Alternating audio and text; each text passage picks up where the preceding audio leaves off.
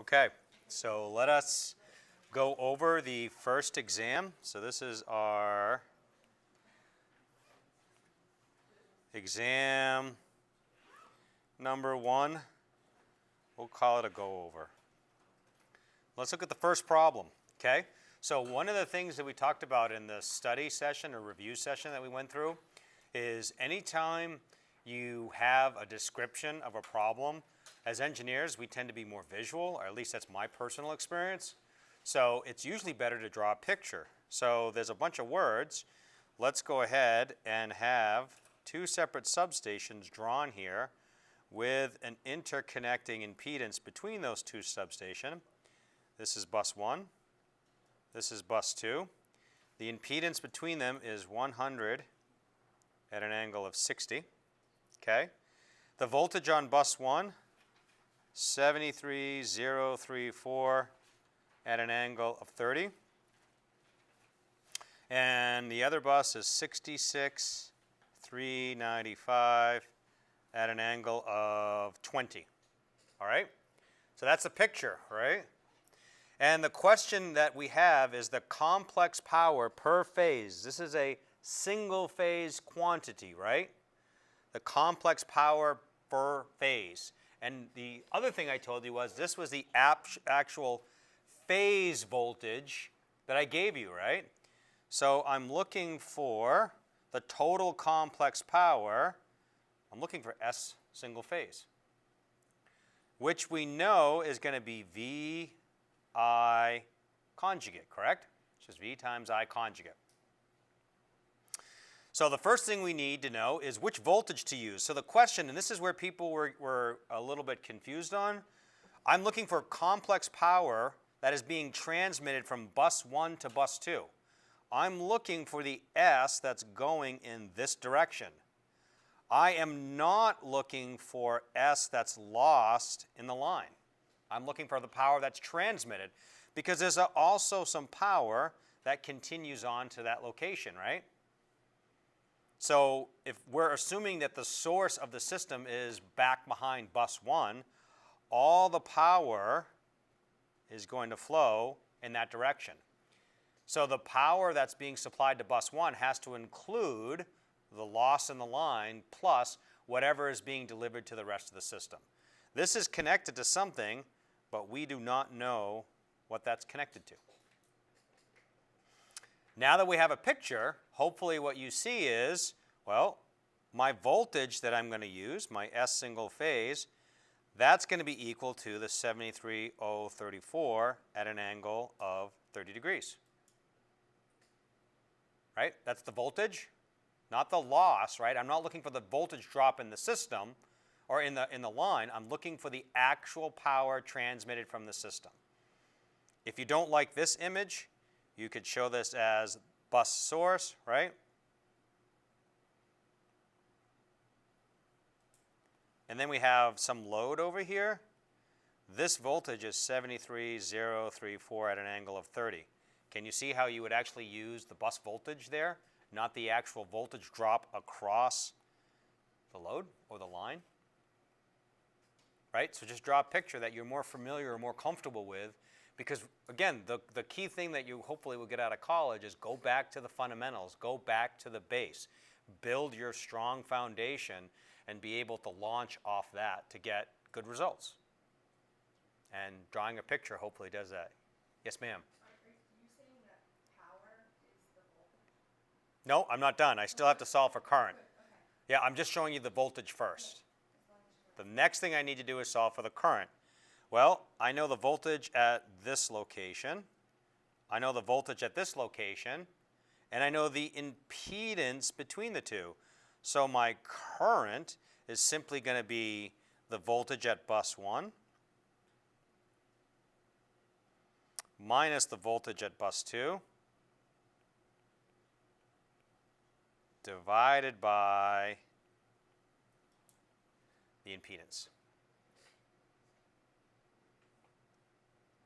And I think I got 138.4 at an angle of 26.44 amps.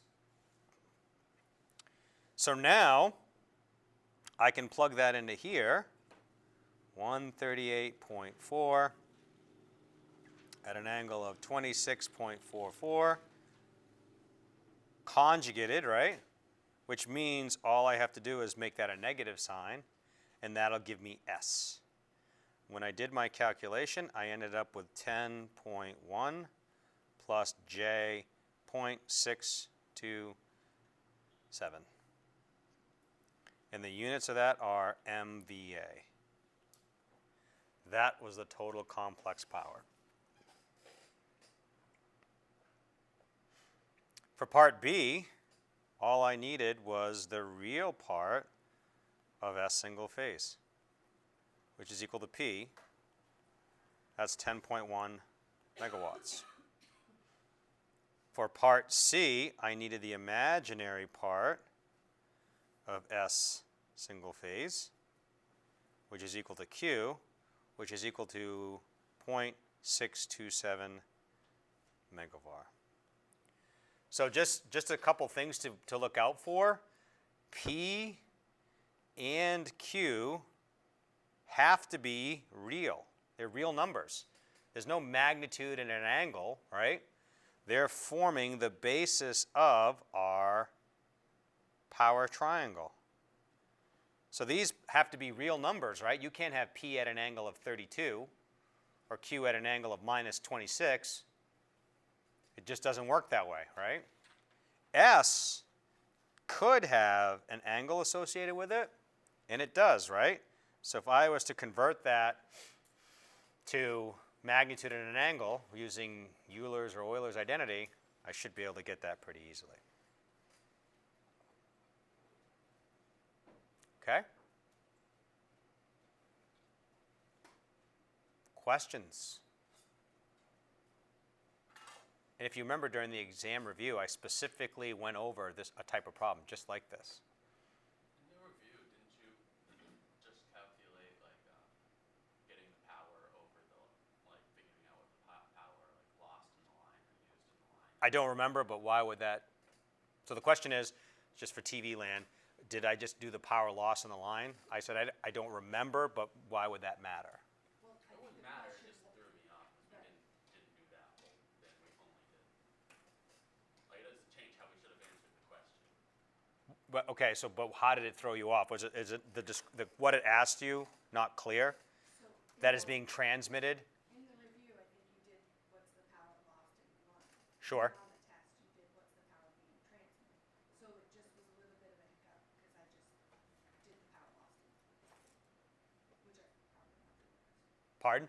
I'm probably not the only person who did that. I just did the power lost in one. But that's what I'm asking you. The question is, was it not a clear? Well, just because it said from bus 1 to bus 2, I thought it was just the power in that that line, but So the word transmitted was the confusing word? no, I think it was from bus 1 to bus 2. Knowing which voltage to use was a coin toss. Well, that's the reason why I said from bus 1 to bus 2.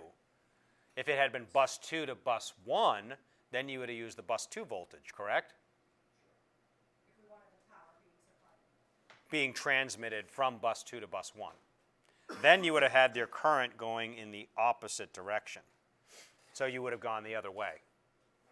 I just said I wanted to know bus 1 to bus 2, so that way you would know which current direction to use. Okay?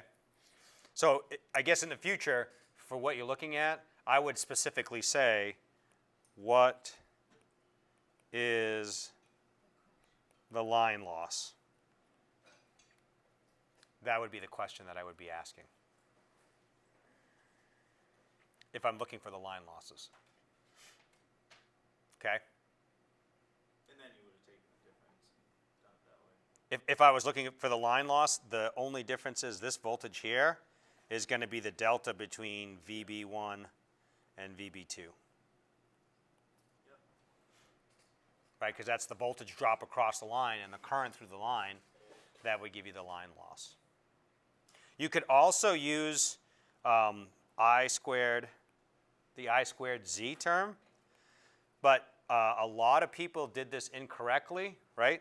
So let's look back at this a little bit. Remember that S equals VI conjugate, right? I, if we use Ohm's law, is V over Z, correct? If I substitute that in here, I have V over Z conjugate, which means that I get V magnitude squared. What happens to the angle? It's the original theta minus the new theta, right? Because it takes the conjugate of the terms.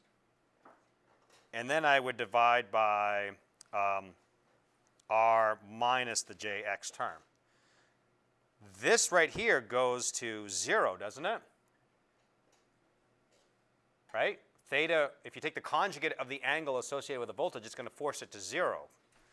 So you had to use the magnitude of V. All right?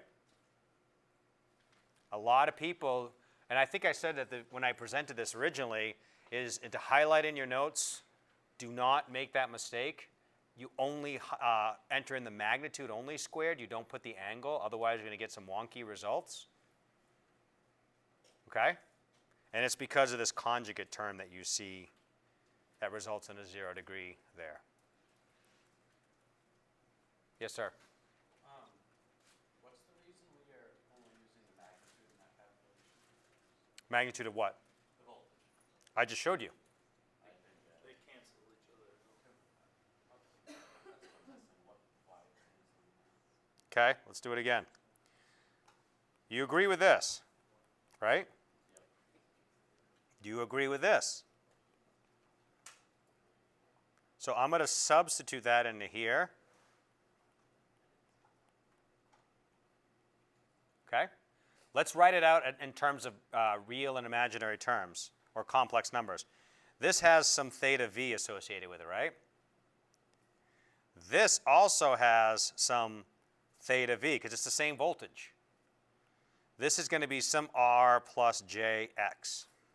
When I take the conjugate of that, I end up with V theta V, V minus theta V, over R minus JX, right? Taking the conjugate just takes the negative of the angle. So when I multiply complex numbers together, what do I need to do? How do I multiply complex numbers? You multiply the magnitudes and add the angles.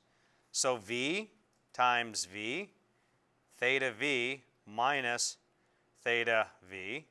And when I divide by complex numbers, well, actually, I'm not even doing a real complex number. I'm just dividing by R minus JX. This is V squared, correct? What happens to the angle? Goes to 0. So this is just the magnitude of the voltage. Angle drops out because of the conjugate term.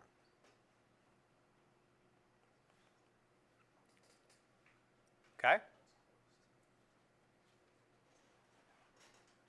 Questions? Does that make it more clear? So whenever you use a power equation, S equals, it's always going to be the magnitude. Always going to be the magnitude.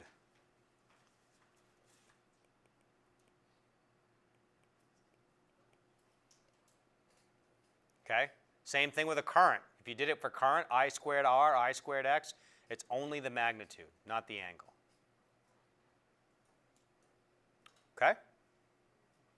Any more questions on that one? All right. Let's go on to number 2. Is this working okay to do the exam review with this, or would you rather see it up on the board? You're okay with this? Okay. I won't post this for a little while. We have some folks that are doing this class online, and they haven't taken the exam yet, so obviously don't want them to have the answer until they've taken the test. So you won't see the exam review posted for a little while. Just be aware of that. All right, so we have a bunch of description. So what does that tell me? Draw a picture. So I have a 200 volt source. And I'm going to put that at an angle of 0 because I don't have any other good point to do it. I have a 100 ohm resistor. and a 100 plus J 20 ohm load. The question is, find the total, real, and reactive power and power factor for this particular system. I never said it was a three-phase system, did I? So you shouldn't be using threes or square root of threes and lines and all that stuff. Shouldn't be doing that. Now there's a bunch of different ways you can do it. Some people solve for Z in parallel, which is just 100 in parallel with 100 plus J20. That's fine. Some people solve for the current in each of these and added those up and then did S equals VI conjugate. That's perfectly fine. The other thing you could have done was what I did, which is I just said P of the 100 ohm resistor is equal to 200 squared. Notice I dropped the angle, which doesn't matter, it's 0 anyway, divided by 100. And then S of 100,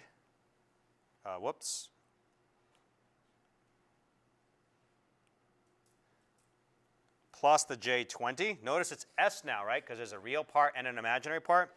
So this is where I didn't see a lot of this, but you have to put the voltage over both elements.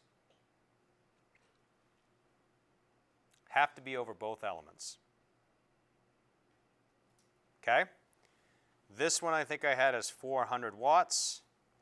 And this one I had as 384 plus J 76.9 VA. With power, right? Power is just a scalar quantity. You don't have to worry about angles, right? You're just adding up the real parts and the imaginary part. So S total is going to be equal to 400 plus 384 watts plus J 76.9 bars. So P total was 784 watts and Q total was 76.9 var. So that's the total, real, and reactive power. Now I just need to find the power factor. There's a bunch of different ways to do it, but I tried to give you a hint on the next part, which is to draw the power triangle. 784. The question is, does it go up or down? What type of a circuit has a plus J20 for an impedance? It's an inductive circuit, right? So if the current is feeding a load, we said it's an inductive circuit. Eli, the ICE person, says the current lags the voltage. So if it's an inductive circuit, here's V and here's I. My Q has to go up in the positive direction when I take the conjugate term. This was 76.9. And that was S. There's a million different ways to solve for theta, right? I mean, you can take your pick. The power factor is the cosine of theta, which is going to be equal to, what's that? Yeah, it would be 784 over S. And I didn't write that down. Is it 0.98? 0.98 lag. You should always specify if the power factor is leading or lagging. And since the current lags the voltage, right,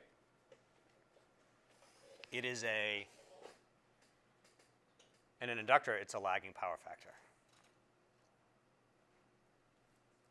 The last part is find the capacitance of the capacitor connected across the loads, right? So adding a capacitor here, which will bring the power factor to 2.8 lagging. It's already better than 0.8 lagging. So putting a capacitor in there is not going to make it lagging, it's going to make it leading, right? So your capacitance was equal to 0 farads. You don't have to do any work. Just put 0. 10 points. Not trying to be tricky, not trying to be sneaky, just trying to get you to think about the problem a little bit.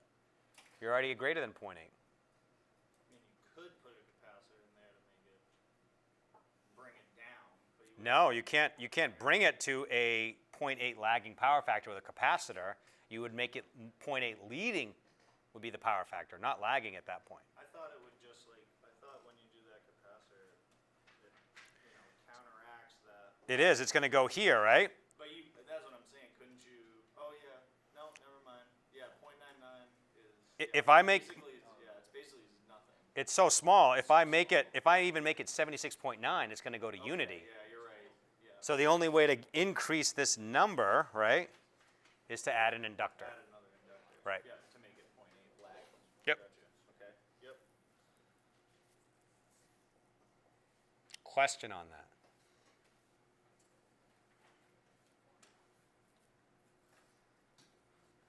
No? Good? So I did that the angle with a power factor originally was a 5.6 angle. I don't remember what the angle was. And then the angle if I go to a 0.8 is 36 degrees. So I was thinking that I was trying to deliver the same power but at a different angle of power. I thought I'm making an adjustment to But- the lagging factor. But that's not quite the, you don't really care about the angle, right? The angle is what it needs to be. What you care about is the power factor. What's the ratio of real power to total power? That's what you care about. But we're not trying to make an adjustment to make the power factor now 0.8. The adjustment you're making is to the magnitude S to improve or It's not needed because it already has it. right, You couldn't add a capacitor in there to make it 0.8, right? lagging. You could not do it. I could have said put a capacitor in there to make the angle 36.87 degrees, but that's not something you'd ever find in industry. Made a capacitor that was made. Right. Which is what you wouldn't do. Nobody in the industry is going to say put a capacitor on it to make the angle 25. They're going to say improve it to be 0.95 lagging. Okay? Questions on that? Shall we move on? Number 3. Again, draw a picture, right? So we have, whoops, getting ahead of myself, sorry.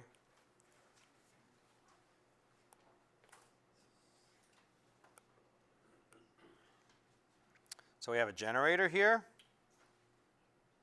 We have a transformer, T1. We have a bus that has a load, and that load is 48 megawatts plus J, 64 megavar. We have a line that has an impedance of 120 ohms. We have another bus here. This is bus 1, bus 2.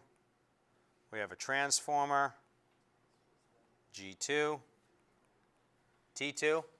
Hey guys, can you keep it down? It's distracting, thank you. So we have our diagram, right? Now all we need to do is start to identify S base and V base.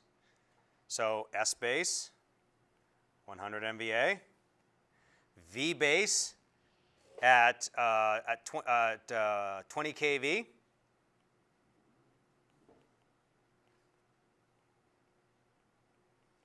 I said 100 MVA and V base at 20 kV, both at G1, but S base applies everywhere, right? So it doesn't have to be at G1. It is applicable there, but it's applicable everywhere in the system.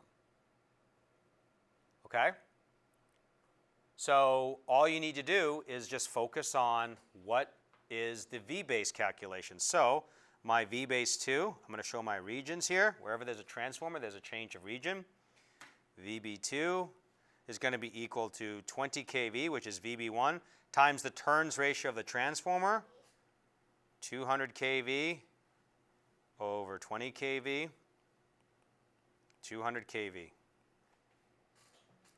And VB3 is equal to 200 kV times the turns ratio, which is 20 kV over 200 kV, which is equal to 20 kV. So you've got your V bases. Now you have to go through and look, where in my diagram do I have instances of units that I don't know? The only one that I don't know, I mean that's not in per unit I should say, is here. So all I need to do is solve for z base 2, which is VB squared, 200K, V squared, divided by 100 MVA. And I didn't do that number.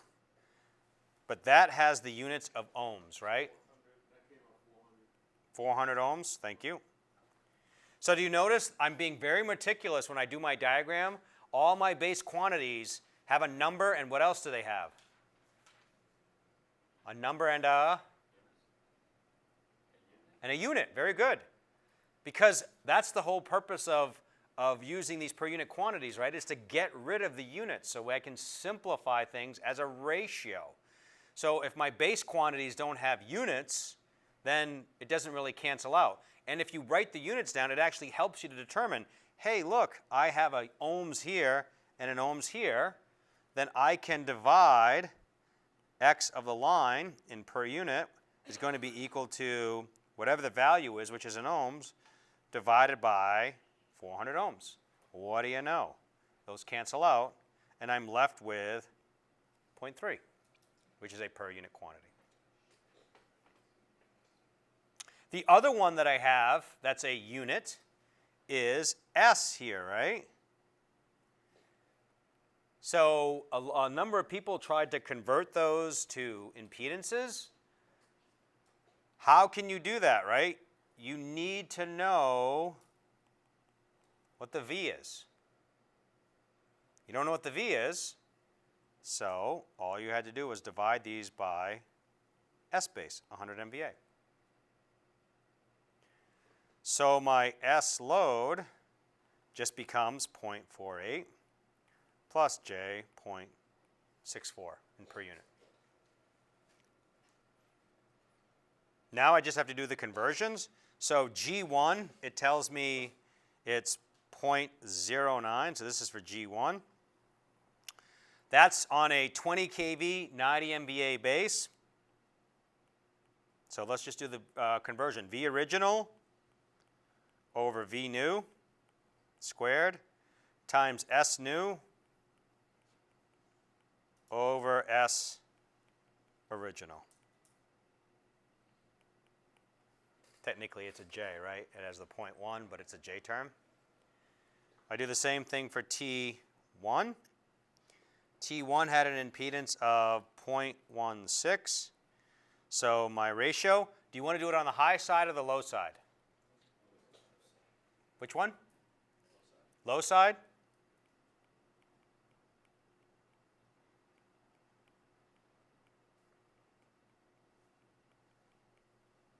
Over 90, which equal,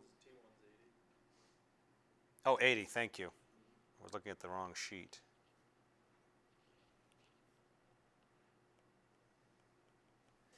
So my T1 calculation was J.2. Let's just for giggles try it and see if it checks out to be equal to the high side. So I'm using the high side voltages, base and original. That's where a few people made mistakes. They use the low side original, but the high side base. When you move it on one side or the other, you have to be consistent. If you're moving it to the low side, use the low side base. If you're moving it to the high side, use the high side base. This doesn't change. What do you know? It's the same number, which it better be, right? If we tell you it doesn't matter which side you use, it better be the same darn number. So let's do, we've already done the line impedance, so let's do T2, which is going to be equal to 0.2 times the voltage. High or low side, you pick. 20 kV, 20 kV squared times 100 MVA over 90 MVA equals J.22. And then the last one was for, excuse me, G2, which was 19%. So 0.19 times 90 MVAs. I'm sorry, it's 18 kV, which is V original. So this is the only one that had to be corrected for voltage.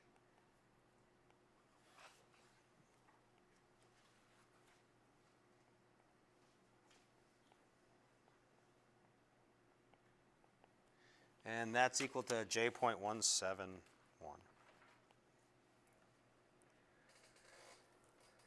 Notice I said in the problem description, I said the line was not rated for 200 kV and its impedance is 120 ohm. The 120 ohm is determined based on the spacing of the conductors and all that stuff, but it actually has nothing to do with the voltage. It's all based on spacing, conductor spacing and whatnot. It doesn't have anything to do with the voltage. So I didn't even use that calculation. Same thing with the load. I said the load was 200 kVA or kV. Who cares, right? It's 48 megawatts. I just divide that by 100 MVA and I got my answer. Okay? Question?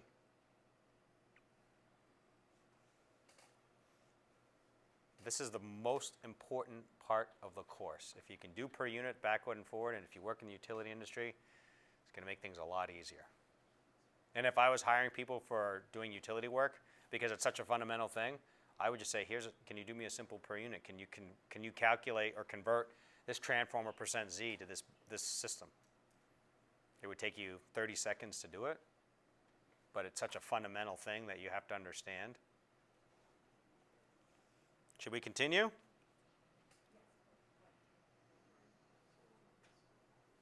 No? Yes? Continue? All right, next problem. I was hoping for a little bit more consistency on this one. Anybody have a guess as to why? This particular problem? What did you say you were looking I'm looking for more consistency in the submissions. Because you wanted it to be really easy. You didn't see it. I wanted it to be straightforward, and We spent a lot of time on it. didn't we do almost exactly this problem for homework? Like almost identical. Yeah, I didn't do it right then. But we went over it during class, I thought, right? I resubmitted it, I still didn't. Oh. So we have a picture of the circuit, right? It's usually much easier to work with Y's than deltas because phase and line quantities make things much easier. So let's convert the load to a Y. So here's my voltage source. No per unit here. And this is, I'm only going to show just one leg of the inductor. So this is 15 divided by 3. Whoa.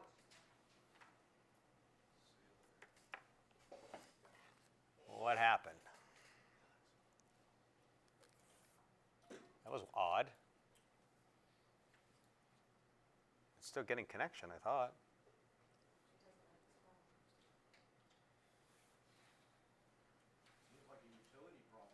Yeah.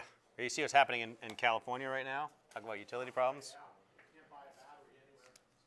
Yeah, they're shutting power down in California because of the dry conditions that they're experiencing.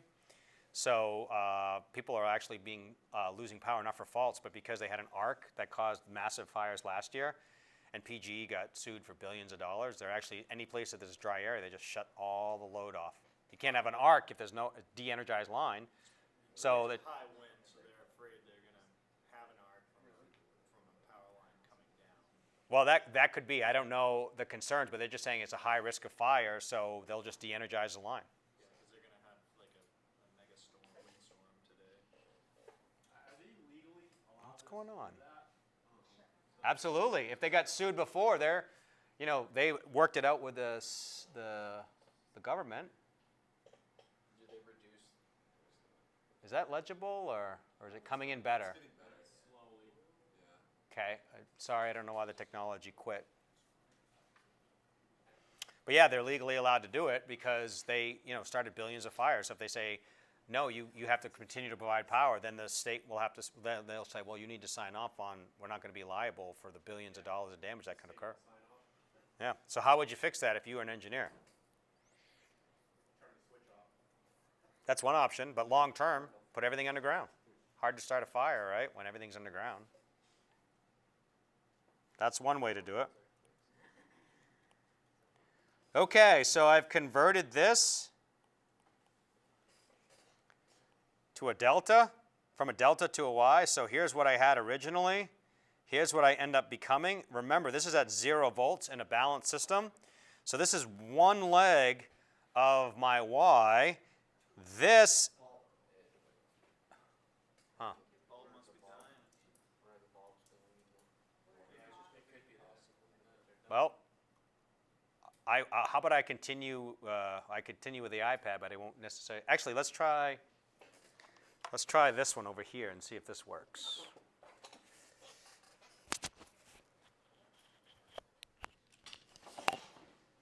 Come up with an engineering solution. You gotta do on the fly. I just don't know if I have the adapter for.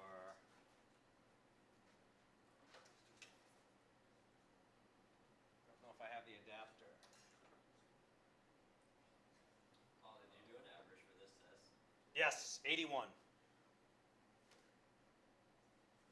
Well, Yeah, what do you need for an adapter? I need a VGA to HDMI because this output is not capable of converting.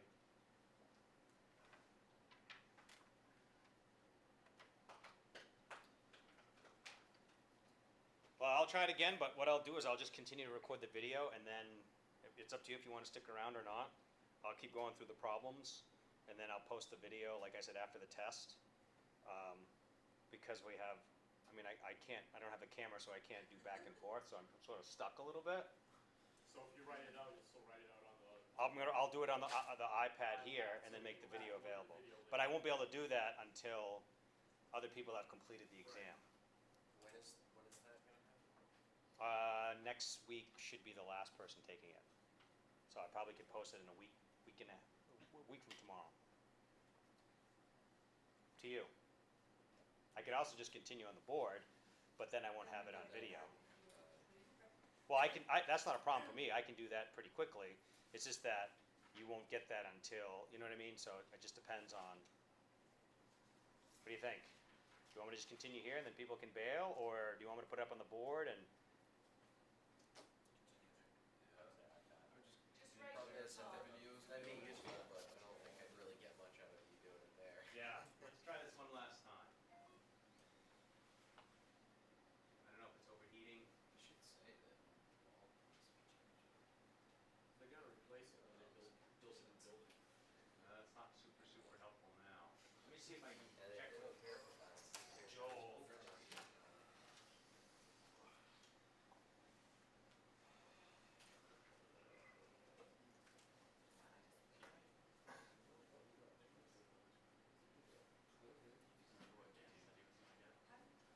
Yeah, man.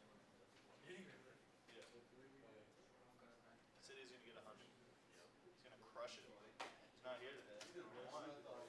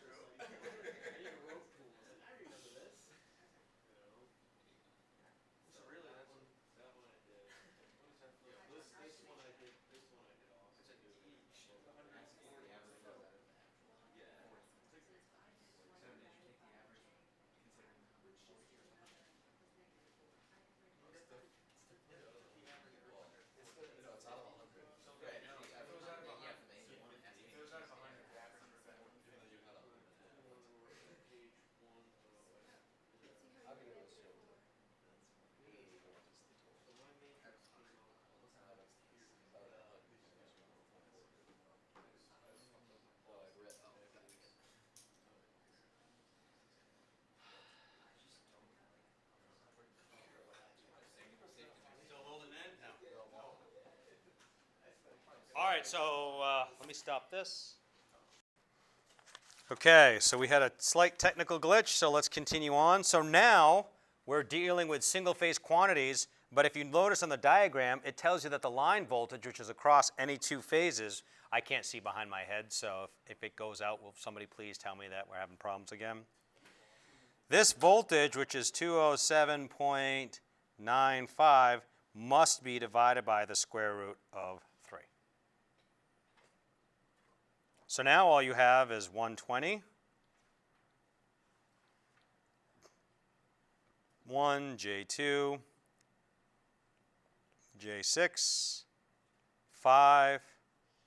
So my current is 120 at an angle of 0 divided by 6 plus J8, which I had as 12 at an angle of minus 53. That's the phase current because it's the same thing as a line current. Okay? Now to get the total power, total complex power, I know the voltage is at 208 volts, right? So all I need to do is go S equals VI conjugate. I've got to be careful, right? Because if I want three-phase, and this voltage, I've converted it from a line voltage to a phase voltage, right? So that's V phase. Line and phase are the same, so this has to be multiplied by 3. So it's 3 V phase, I phase conjugate, 3 times 120 at an angle of 0 times 12 at an angle of positive 53 equals 2.61 plus J 3.49 kVA.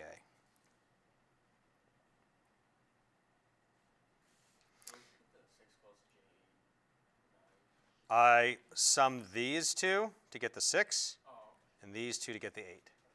Right? I'm just summing the load, the real parts and the imaginary parts. And then they get the magnitude of the line-to-line voltage at the terminal. Once I get this voltage here, right, that's the voltage across the Y connection. So I can use voltage divider if I want, right? V load is equal to 5 plus J6 over 6 plus J8 times 120. You also could have just said 12 at an angle of minus 53 times 5 plus J6, either one of those. And then once you have this V of the load, you need to convert that to three-phase, right? Because it's looking across a delta. So all I needed to do is multiply by the square root of 3. And I apologize, I didn't write those numbers down. Okay? Notice I said the magnitude because I wasn't concerned if you were going to do plus or minus 30 degrees. I was just more focused on could you figure out when to use the square root of 3 or not. This, I think, was the most efficient, effective way to solve this problem. Questions? Doable? That last part, what is, you take the answer that you just got and you multiply it by square root of 3? Yeah, because I wanted to know what the line voltage is. This is a phase voltage, right? Because it's 120. That's a phase to neutral voltage. I need line voltage.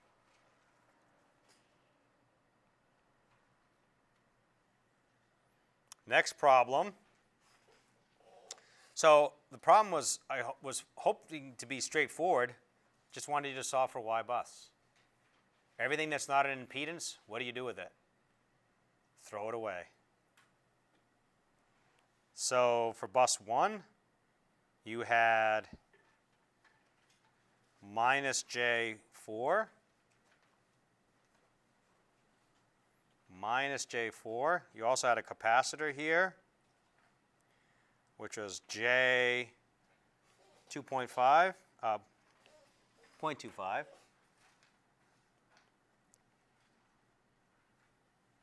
Bus 2, I have minus J5 and another positive J 0.25. I have bus 4 here.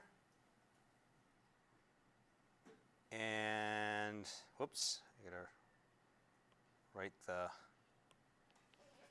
that's an inductor. So that's minus J7. And then I have another bus here.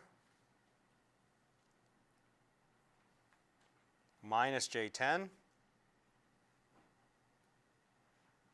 Minus J5.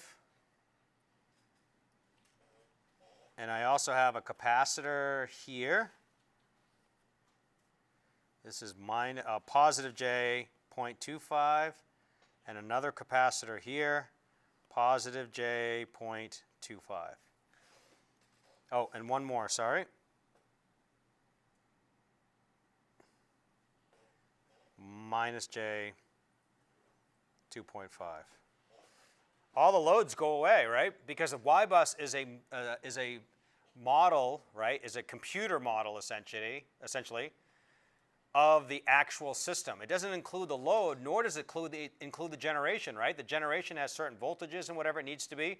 That's never built into Y-bus. Those impedances of the generators are included there because those are fixed. Those aren't changing. So those are part of the base system model. But the load is constantly changing, so that's not the system, that's the load. That's completely separate. So you know your Y-bus is going to have the form. It's going to be a 4x4. Why do I know it's 4x4? 4 buses. 4 buses. Yes. You have negative 7J from bus 2 to bus 4. Yep. That's 1 over J.16. Yeah, so It's 6.25. it should be negative 6 point. Oh, 6.25? Okay. If we're, I checked it, and I whipped out my calculator to see where I screwed up. I could have just written it down incorrectly. Thank you. Just before you build the bus. Yep. Well, thank you. So now I collect all the terms at bus 1. So I've already factored out the J. So I have negative 4 minus 4 plus 0.25. Minus 2.5 minus 10. Right? I've got 1, 2, 3, 4, 5 elements. I got 5 elements there. Then I subtract between 1 and 2. So a minus 4. Subtract between 1 and 3. A minus 10. And subtract between 1 and 4. A minus 2.5. Yes? It just turned off. Screen went off behind you, but for the first Why did it do that? matrix, Oh, it stopped mirroring. Hold on. I'm sorry, Susan. that's okay. Why did it stop? Better? Is it back? Oh, there it is. Yeah, it's back. Thank you. Sorry, Susan. Go ahead. Your first element in the matrix, I thought those were just impedances that were on the bus, but not to any other bus. Every impedance connected to the bus. Okay, thank you. Some of the impedances. Impedances at the bus. Or admittances, actually, not impedances. Oh, okay. It's a symmetric matrix, so you know the first row means you know the first column. Bus 2, is going to be minus 4, minus 5, minus 0.25, minus 6.25. Then I subtract from 2 to 3, right? This is bus 3. There is no connection, so that's a 0. And from 2 to 4, a minus 6.25. I got that one as well. Now I'm going to do bus 3. I've got 0.25 minus 10 minus 5, and that's it. 3 elements there, and to subtract from 3 to 4, minus 5.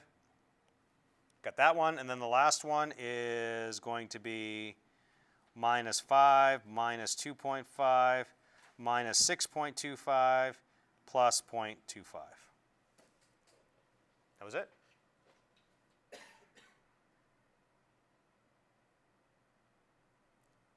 How's that to read? Better? It's going to get cropped off in TV land, but they can zoom in and out. Did you lose some negative signs? Where? Is it symmetric? Your numbers don't look. Okay, so it's symmetric but with opposite signs. No. A minus minus 4 is positive 4. So like minus 10, for example. I'll sell 1, 3. This is a minus minus 10, Okay. So right? two minus signs there. I'm just trying to. Minus minus 10. It's the negative of the impedance between 1 and 2. The impedance between 1 and 2 is negative J10, so I take the negative of negative J10. Okay? Last problem, number 6.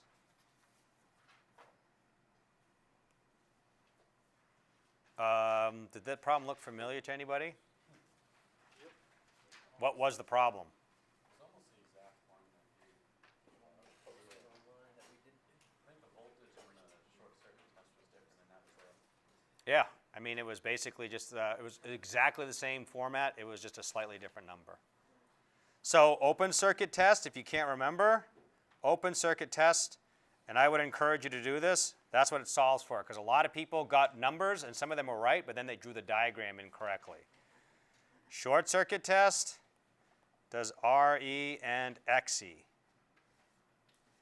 So what you need to do is you need to solve for S, open circuit, which is V open circuit, magnitude I open circuit. Solve for the angle of the open circuit, right, which is just going to be equal to the inverse cosine of P open circuit divided by S open circuit.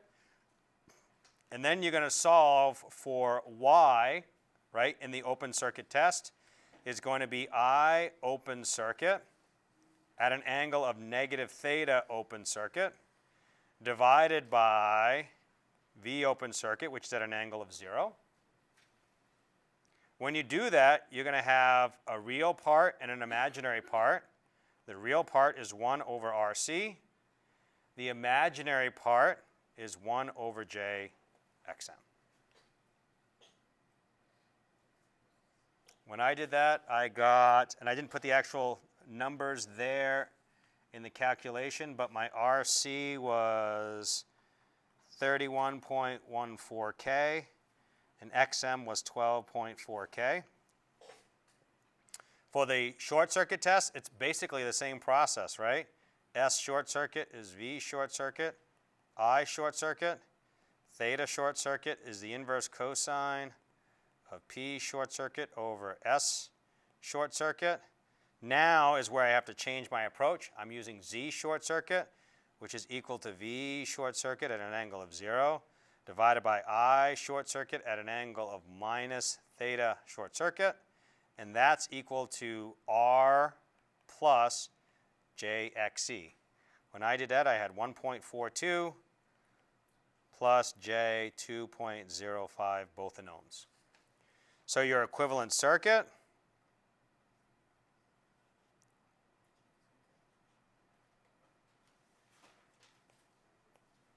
this is where a lot of people, you have to think a little bit about what you're doing for results. If you have all your current going into the transformer here, right? 12.4. You know that you better not have 31,000 ohms of resistance in this element here, because 31,000 times even 1 amp is 31,000 watts. That's a pretty big power loss in a transformer. Now you start putting 10 amps, 100 amps, 1,000 amps. A transformer is going to be, you know, like a nuclear reactor putting out so much heat. So just intuitively, you know that these parameters need to be small. These need to be big. For part B, neglecting R sub C and X sub M, what is the efficiency at operating at full load? Well, S full load is 50 kVA. Is that 2.05 or 7? J 2.05. It's this number right here. What is the other J value? Yeah, I know. I couldn't see if it was 7. It's right here. Yeah, I can't read the top. 12.44. You can't what, I'm sorry? You're saying it's large. Is it 12.4K.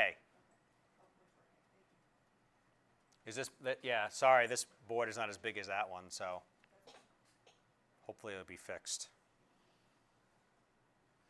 So S full load is 50 kVA. Remember what our power triangle does? This is 50. This is the inverse cosine of 0.8. This is P, but the definition of power factor, let me move this up a little bit, is my power factor is equal to P over S, which is equal to 0.8. So P is equal to 0.8 times 50 kVA, which means it's 40 kilowatts, right?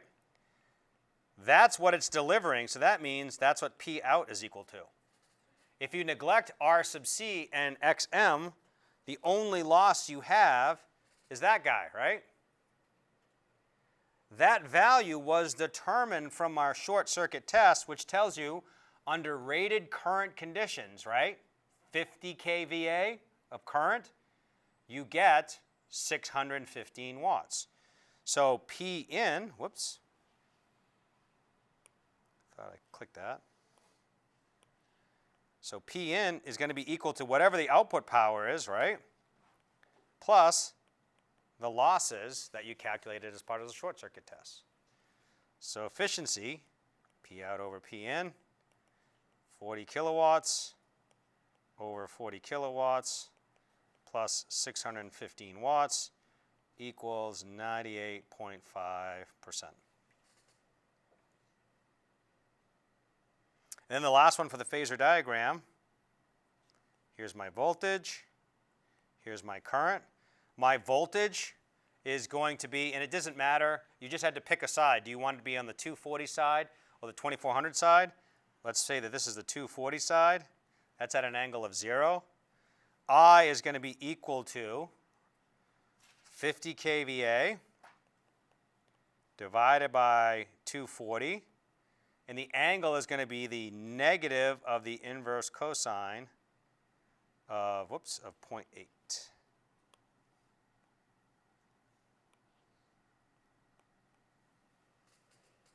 And that was your phasor diagram.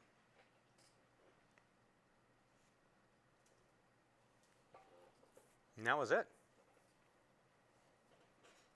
Questions or comments on the test? Was it as expected? Harder, easier, about what you expected?